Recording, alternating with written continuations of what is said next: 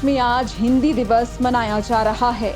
हिंदी की बात करें तो जिस हिंदी को हम लिखते और बोलते हैं वो करीब 120 साल की है, लेकिन इसकी जड़ें 3520 साल पुरानी हैं। अंग्रेजी, स्पेनिश और मंदारिन के बाद हिंदी दुनिया की सबसे ज्यादा बोली जाने वाली चौथी भाषा है। हिंदी लिखने और बोलने वाले आपको नेपाल से लेकर फिजी और दक्षिण अफ्रीका तक मिल जाएंगे। हिंदी सबसे ज्यादा भारत में ही बोली जाती है और वो भी ज्यादातर उत्तर भारत में। जनगणना के डेटा को आधार बनाएं तो देश में करीब 43.63% जनता की पहली भाषा हिंदी पाई गई। यानी आज से 10 साल पहले देश के 125 करोड़ लोगों में से लगभग 53 करोड़ लोग हिंदी को ही मातृभाषा मानते थे।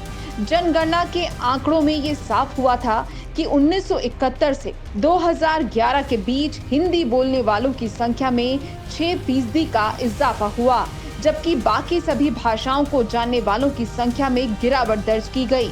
यानी हर दशक में हिंदी जानने वालों की संख्या औसतन 1.5% की दर से बढ़ी।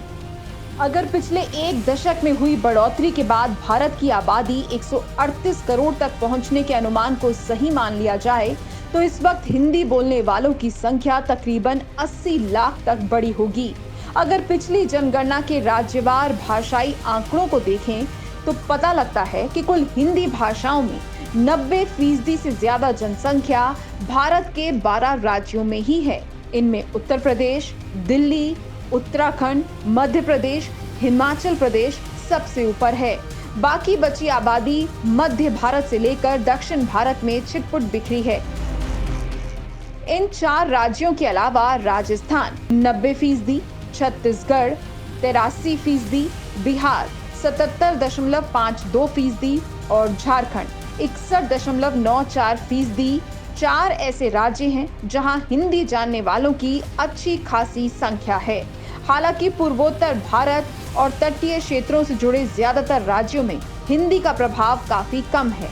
उधर उत्तर भारत के 2 राज्यों पंजाब 9.35% और जम्मू कश्मीर 2011 में 20.8%।